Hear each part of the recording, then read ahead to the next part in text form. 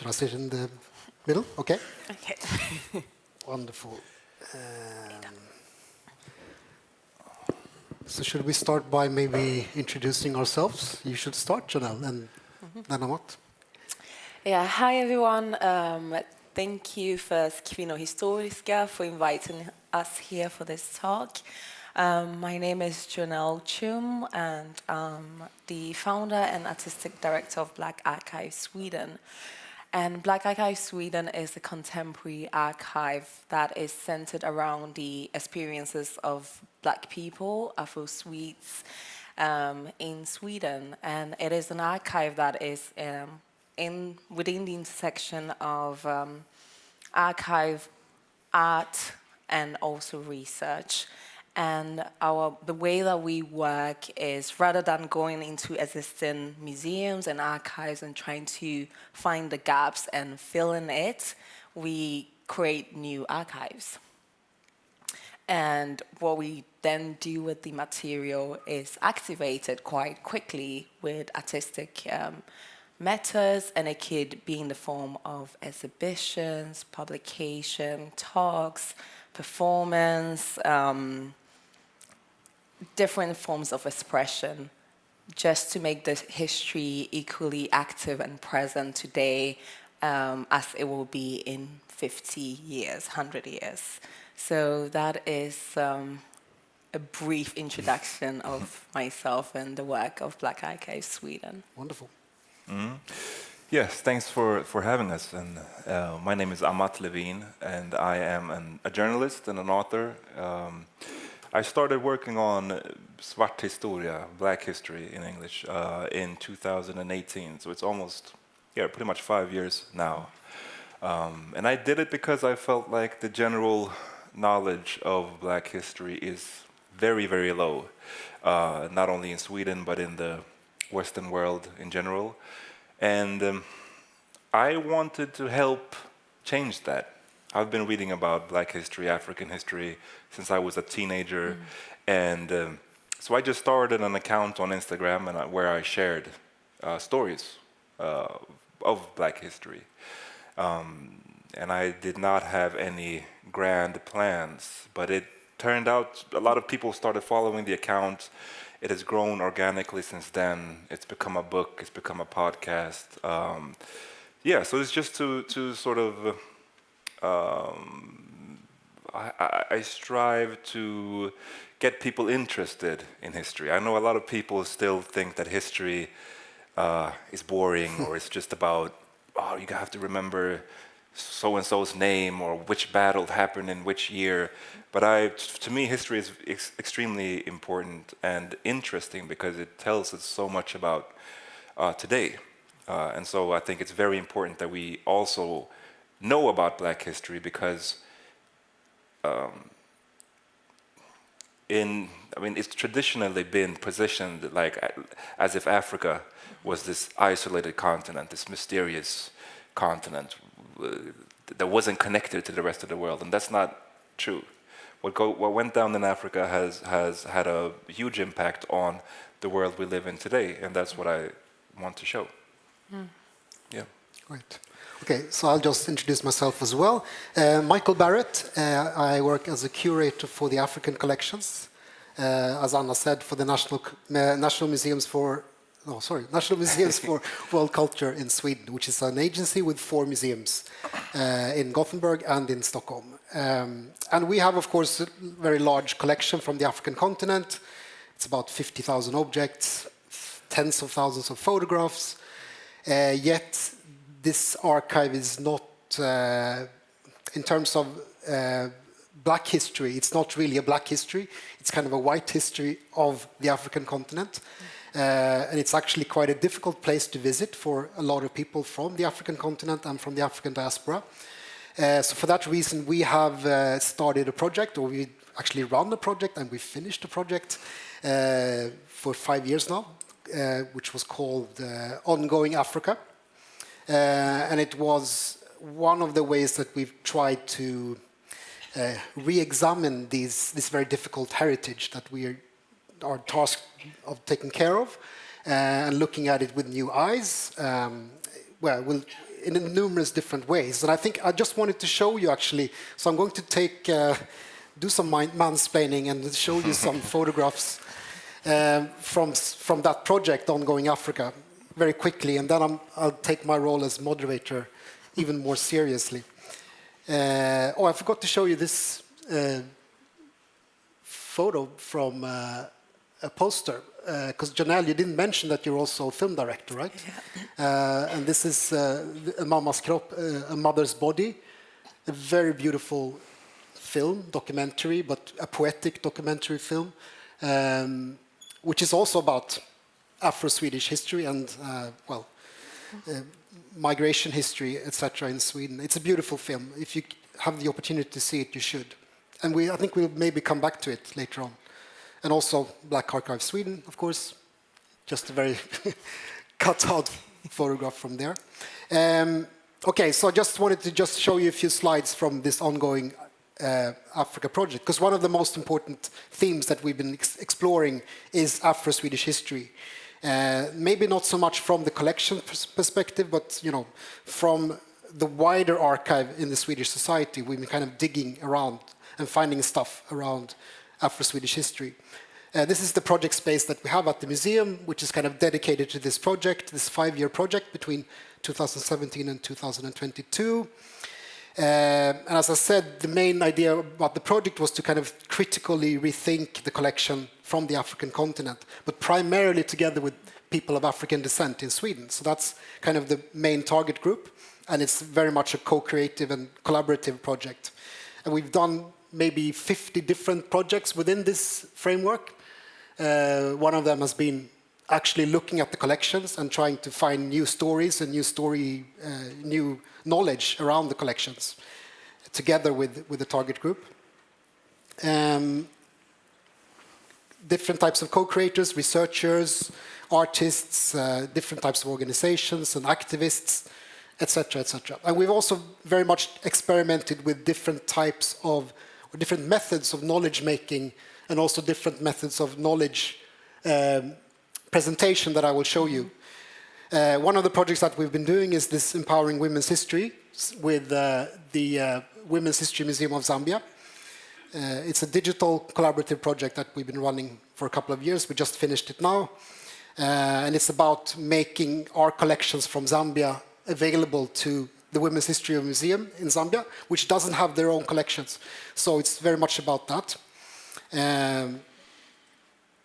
But also, as I said, we've worked with the Afro-Swedish history. And first, of course, we started digging in our own collections and trying to find the Africans that are behind some of our collections, which are quite a few when you start digging. As I think Amat was kind of hinting at, one of the problems of Swedish history writing about Africa is the silencing of African voices. It's something that's very obvious, but when you look into the archive, you find people like Mkolantaba and his wife Sarah Zulu, who are actually donors to the collections from South Africa, who kind of shaped the narrative around Africa and tried to sort of impart their knowledge to the archive, but then they were kind of suppressed and forgotten about. So it's for us now, it's a matter of kind of drawing that story or that history back up. We've also looked at some Afro-Swedish collectors like Otis Diallo, who lived in Gothenburg, who was a very influential art dealer and art collector who donated and sold objects to the museum in Gothenburg. I think you've talked today about, I heard about Rafaela Stålbart-Klåse's work, because this is now showing kind of the different types of presentations that we've used to talk about Afro-Swedish history. So this is about Mazar Makatemele, who came to Sweden in the 1860s, and Rafaela made this short film about her life, and this is her daughter, Millan, you can see in the middle. We worked with Eric Basir, who's a comic writer, and he did a story about Gustav Badan, who was a famous 18th century Afro-Swede that lived in Stockholm, not very far from here, and was actually adopted by the royal court, etc., etc. We also worked with theater. This is a performance that we did, or that the National Black Theatre of Sweden did, based on some of the research that we've done and some of the biographies that we've digged out. You can see again, Masar Makatemeli is on the right here. But yeah, played by, I forget her name now. Yeah, anyway, it's Afro-Swedish actor. And finally, we have this web or blog series called History of Afro-Swedes, written by Johanna Berg, who's actually here today, and illustrated by Maria Frölich. And it's kind of short biographies around a number of, I think it's 15 or 16 people of African descent that used to live in Sweden. Okay, so that was kind of what I wanted to show, so that we have some kind of visual material as well to look at. And then we're supposed to talk about 3 different themes. And the themes are knowledge, and it's methods, and it's also collaboration. So I think you've already mentioned a bit your relationship to academic history. And both of you have kind of worked with it in certain ways, but what is your relationship to it? What kind of alternative sources and writing have you used in your work? And what is your work addressing that conventional histories that you find in academia, in museums, etc., are not doing? So that's kind of 3 questions baked into one. But your relationship to academic history, kind of. Do you Who wants to start? Janelle. Yeah, of course. So for me, working with the archives, I kind of had to come into terms with what has built up archives as we know, and it's something that we actually can give credit to Europe for fully.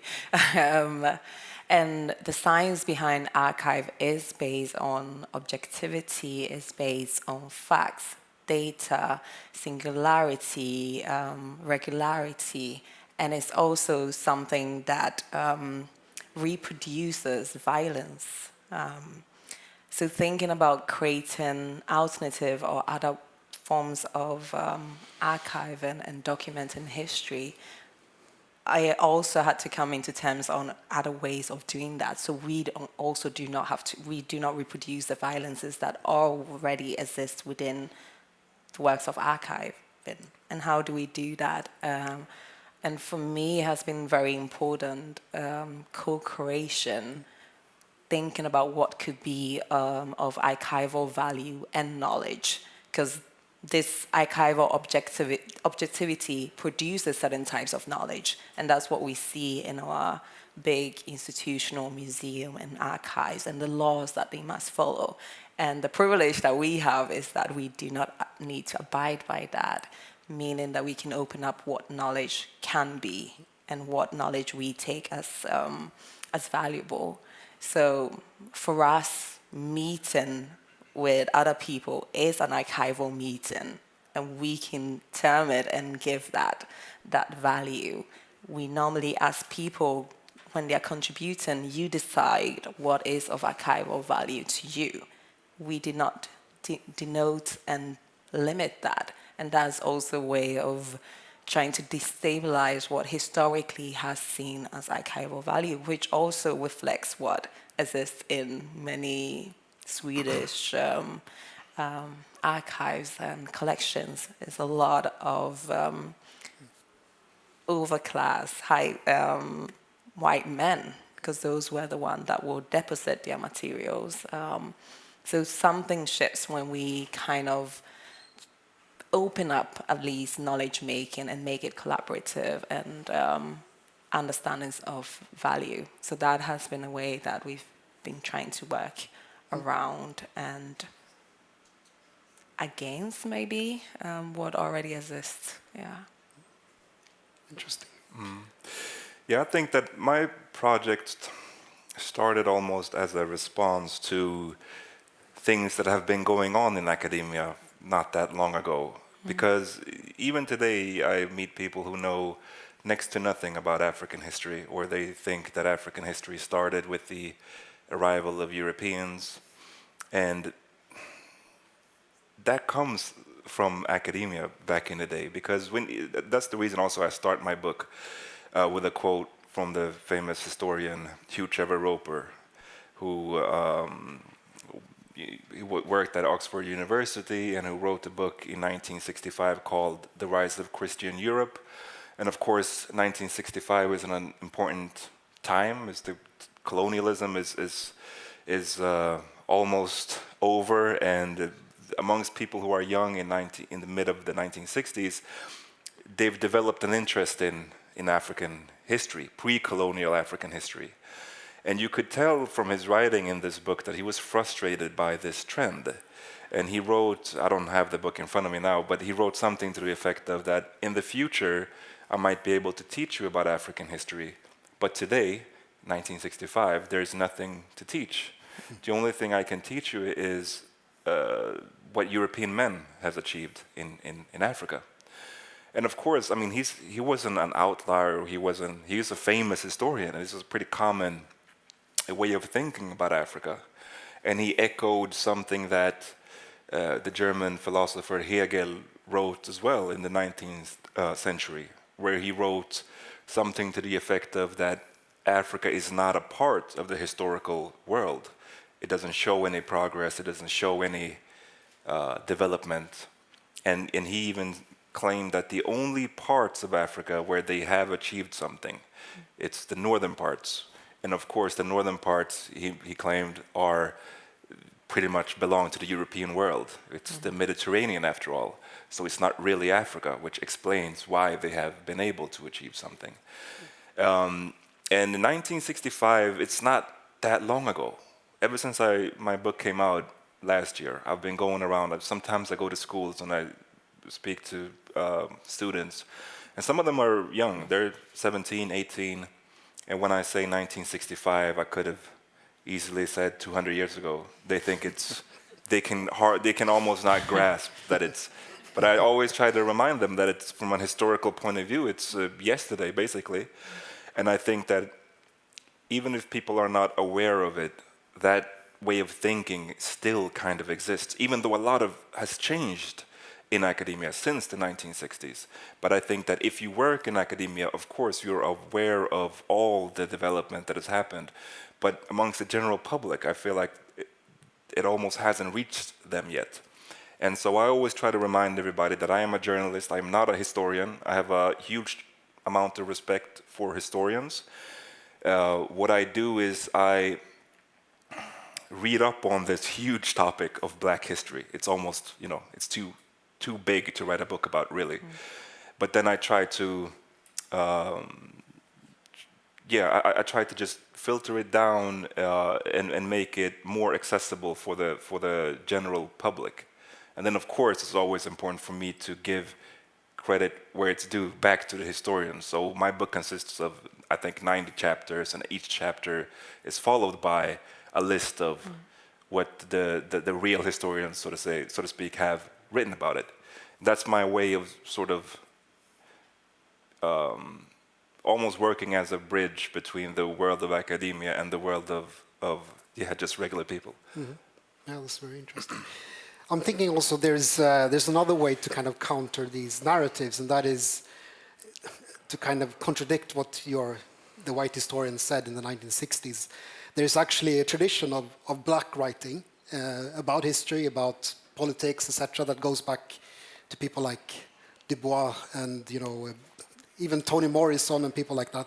So could you name one writer that in the Black diaspora that you're really inspired by, that has kind of helped you to understand something interesting about Black history? I mean, where to start? I feel like there is a bunch of Black writers. But just name one. Okay, Toyin Falola, who is a Nigerian historian, he's been really important to me to sort of, he writes about Nigeria. He writes about a lot of things, but I think he's a specialist in that part of Africa. And it's sometimes you can see that they have, I guess, a bit of a head start because they've been educated in some of the best universities in the West, but they are from the place that they write about, and they maybe, for them, it's easier to access certain rooms, so to speak, than it is for maybe a Western historian. Yeah. What about you, Janelle?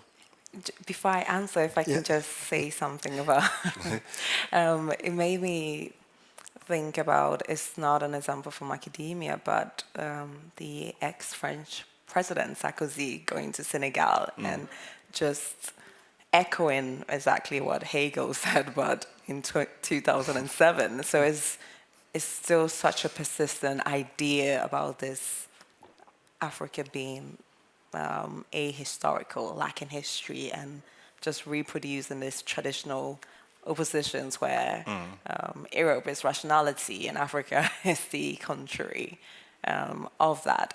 Yeah, okay, sorry, but back to what great. you were saying.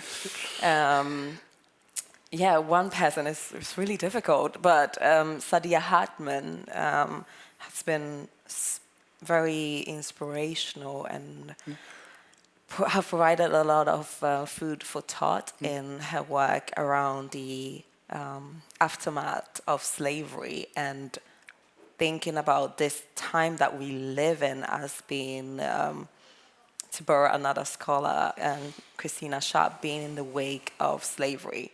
And I think is a much productive way of understanding the conditions of blackness and anti-blackness today, currently, but also offering ways of thinking about archives.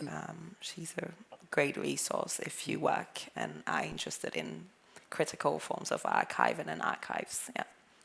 Yeah, I think I would say Saidiya Hartman as well. But I was actually coming back to her later on to maybe ask something about her term critical fabulation, but let's see if we can come back to that.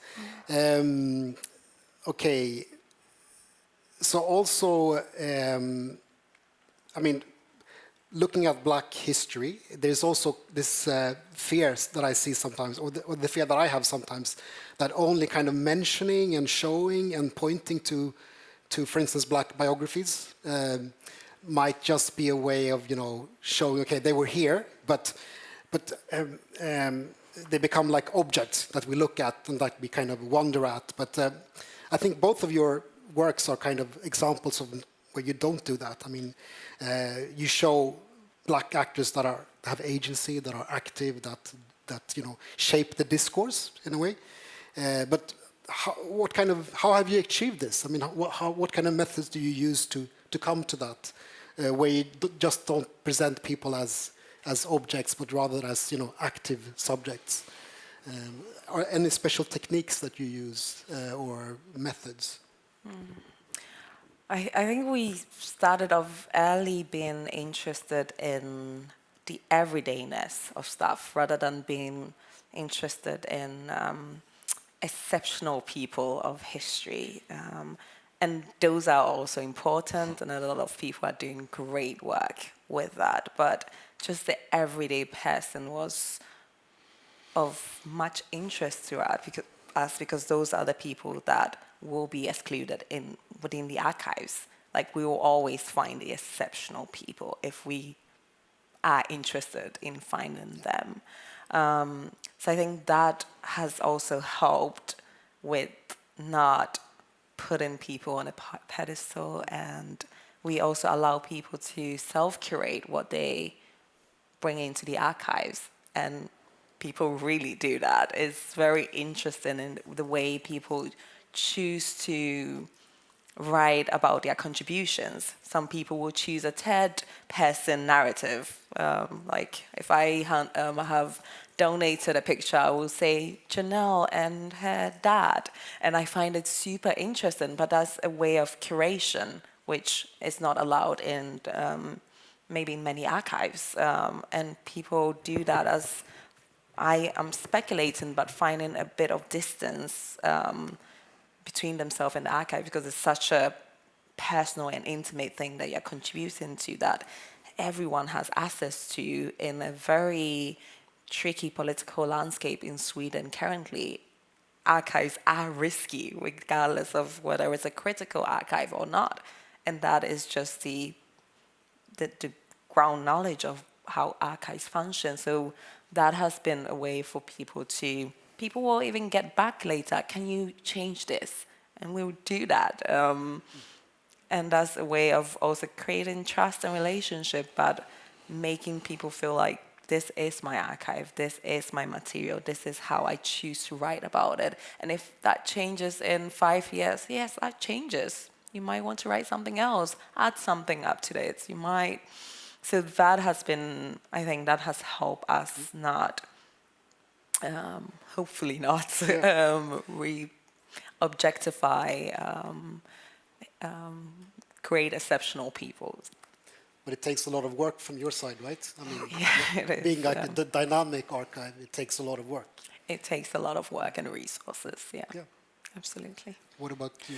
Do you have Well, any? yeah, well, I always try to show people as three-dimensional, real people. And so when I wrote my book, and it's called Black History, it's an impossible mission, really, because you can't really fit everything. I know we talked about that a lot before, is that for each thing I decide to write about, there's thousands of things that I haven't written about. That doesn't mean that it's less important.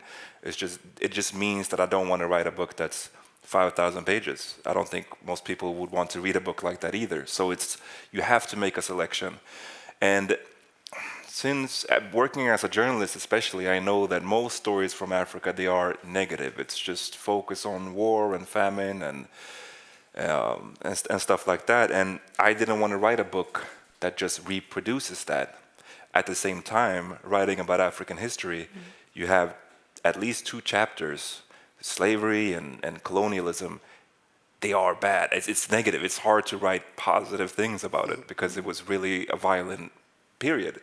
But so what I did then was to strive to show the agency of the people that I write about, that it's, for example, focus a lot on their resistance, that people didn't just let this happen to them. It was resistance from the beginning to the end. So that has been important. Also, as a writer, I always try to think about what kind of words I use.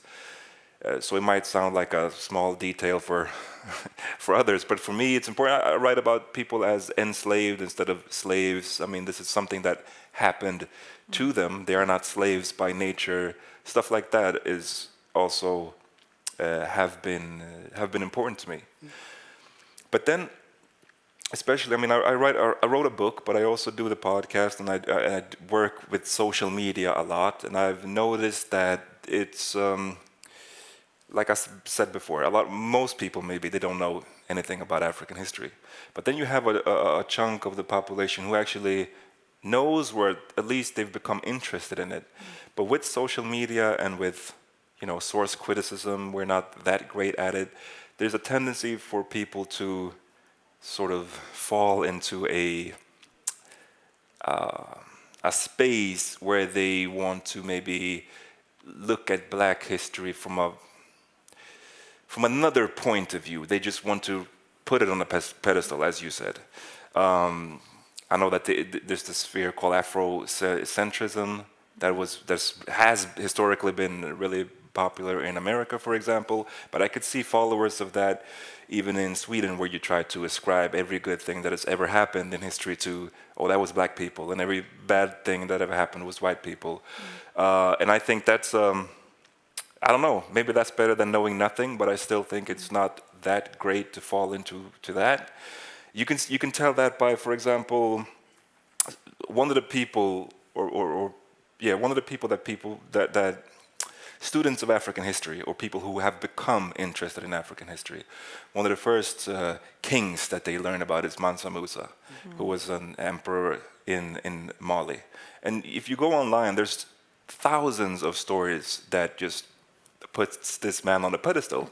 It's about how he was the richest man in history and about his trip to Mecca, and of course it's a fantastic story.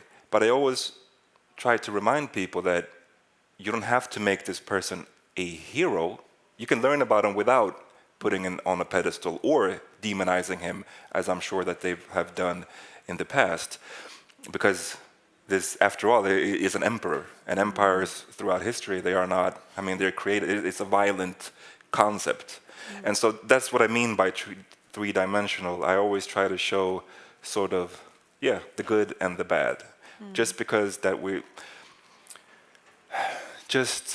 because, I mean, I'm trying to, get people interested in African history, but that doesn't mean that you have to only sort of show the good, quote unquote. Well, right. Yeah.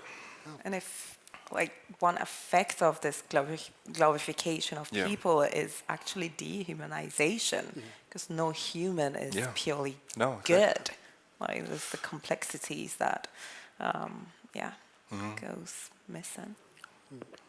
Yeah, very good points all around. But I think I'd like to go over to methods. I mean, you already mentioned, it's kind of, this conversation will kind of go into these three categories quite a lot. And I wanted to talk about oral history a bit. I mean, Black Archive Sweden, you collect oral history. I mean, that's very obvious. But I think you also, Amat, worked with oral history for your first book, right? Looking at family history, for instance. So how do you feel? I mean, there are many difficulties with using oral history, of course. There are kind of things that you can slip into if you're not careful. And there's also how do you ensure care for those that share with you? I think that's where I want to come out at, in a way. How have you thought about using that kind of material? Yeah, it's difficult, of course. I mean, my first book was much smaller in scope. It was about the Gambia in West Africa, which is the smallest country on the African mainland. But for some reason, there's a ton of Gambians in Sweden. My father is one of them. That's what made me want to write about it. And a lot of that history wasn't really documented, and I had, like you said, I had to rely a lot on oral history. But you have to corroborate it somehow, right? Either through written sources or through other oral histories. I think that's how I try to do it. Triangulation. Yes. Of, yep. But like I said, I'm not an historian, so I don't know. My methods might not have been perfect. I just tried to use my journalistic ways and try to work with the source criticism. Try to compare different sources, see where do they match up, where do they disagree, and if enough of them match up, then perhaps I have something that's that I feel comfortable retelling as facts. But it was difficult, definitely. But also, I mean, you are really working hard, thinking around how to make sure that the people that give you their stories are kind of cared for now and in the future. How do you work along those lines? We're still processing that, and I think because that is also a question about resource. Is we cannot collect materials now and promise people they will be there in 1,000 years. You guys can do it. I'm not sure we can actually.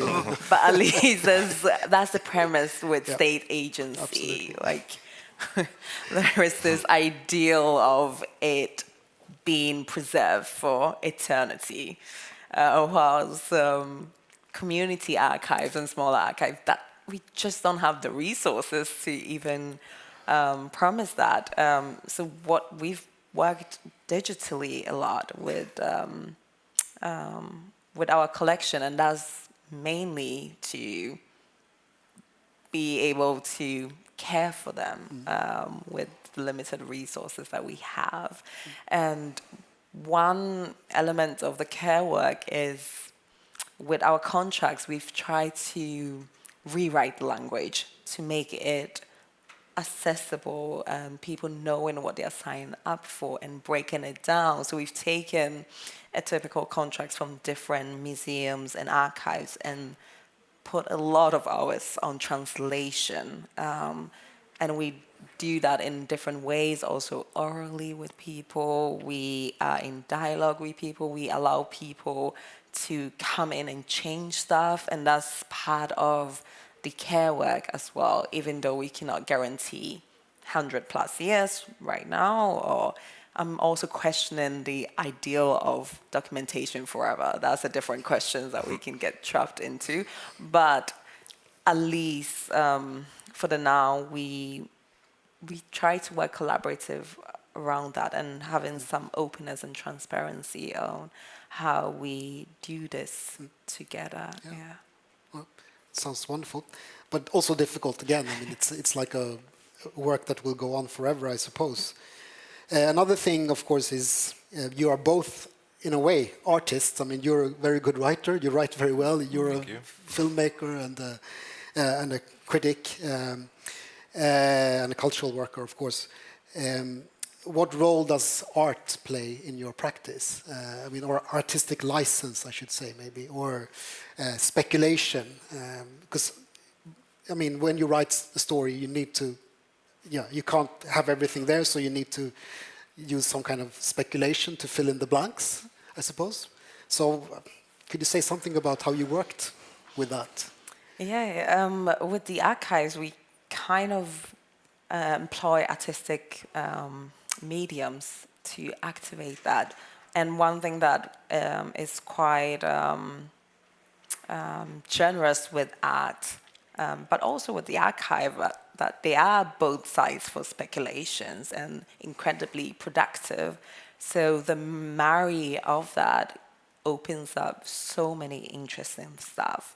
We invite artists to come and think with us, together with us, and create new things. And I think that's a very generous way to keep the archive active, but also as a way of being in dialogue with our community, because art translate, art gives space for people to interpret their own life experiences, or being in even against that.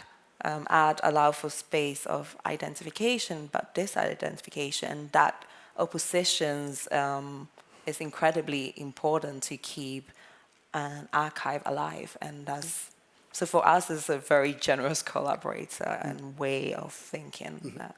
Yeah, wonderful.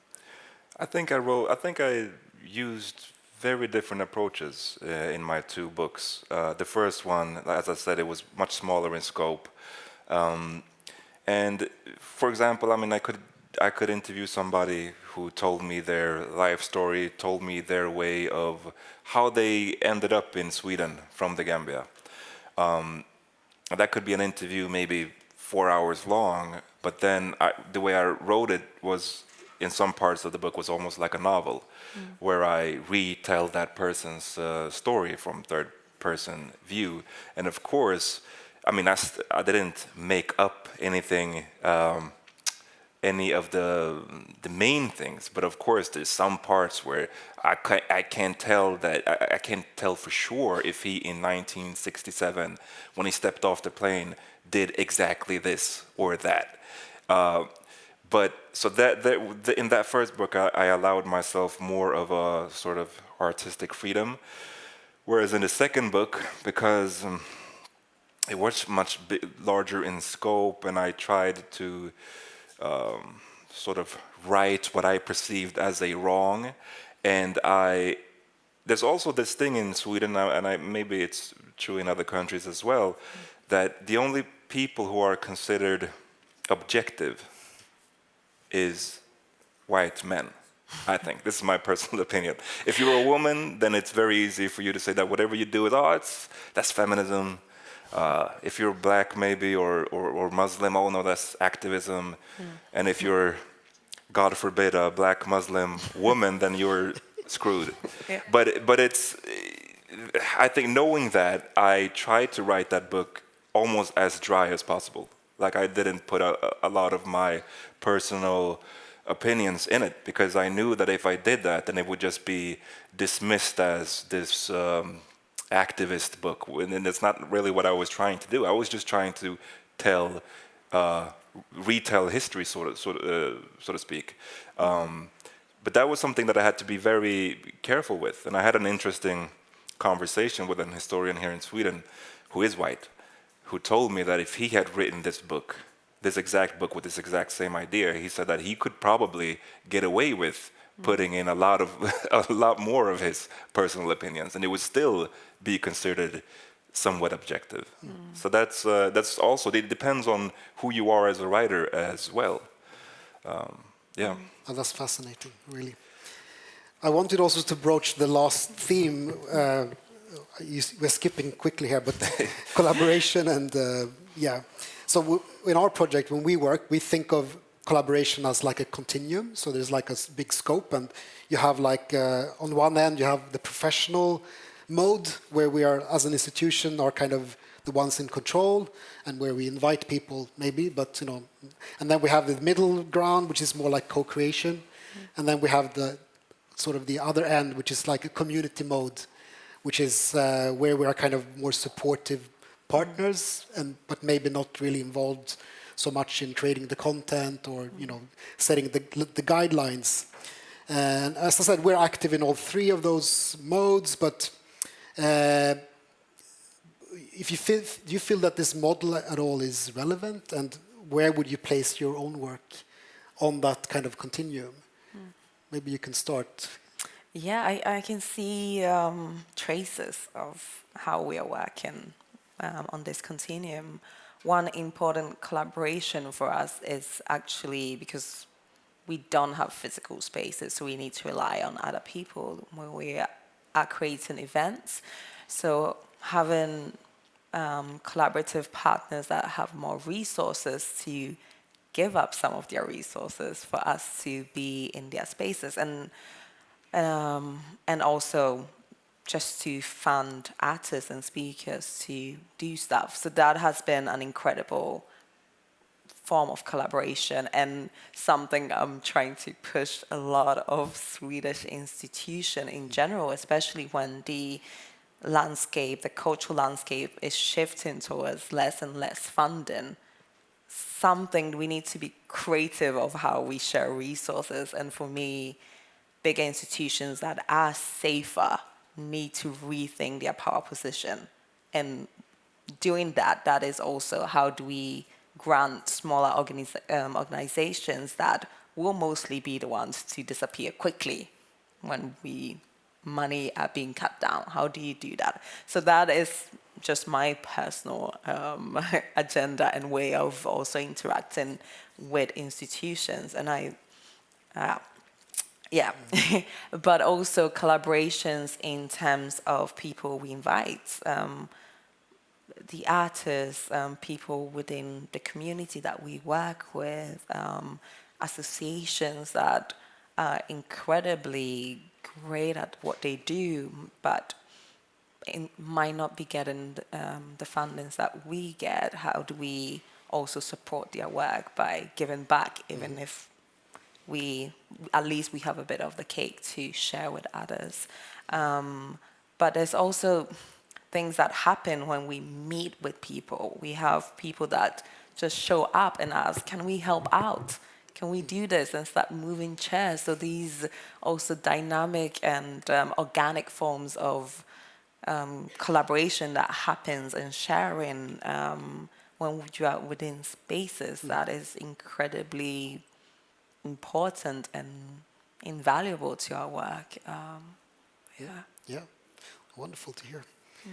I think once again for me it was different approaches. In the first book it was quite collaborative in the sense that in order to tell the story of how Sweden and Gambia ended up having a pretty tight relationship, I had to interview a ton of Gambians in Sweden. I think I did maybe 50 interviews. Not all of them ended up in the book, but and it was all ages. Some people had immigrated here in the 60s. Some people came a couple of years ago. It was, old people, young people, men, women, everything, and tried to tell almost a collective story. The second book, this Black History book, I was terrible at collaboration, I think, in that project, because it has been a lonely project in the sense that I am just alone in my room reading all these books and trying to come up with a way of retelling it in an interesting way. I think that the collaborative aspect of it happened more after the book has come out, or in the sense that I can now help a lot of people. Every time I'm out and I speak, like I mentioned before, I speak at schools or stuff like that, it always comes up kids to me. Maybe they come from Somalia, or they come from Ghana, or they come from some other place, and they say that, oh, I'm interested in my story. Where can I start? And from doing this project, now I have a lot of answers to that. I can point them in the right direction. I might not have all the answers to their questions, but I might know who can help them. And so in that sense, it can be collaborative. And that's the whole point of doing this work. I've never said that I have all the answers, or that this is the only book about Black history you're ever going to need. I view it almost as the first book, perhaps. I strive to get people interested in this question, maybe realize how little they know and how important it is to know more. That's how I look at my work. Wonderful.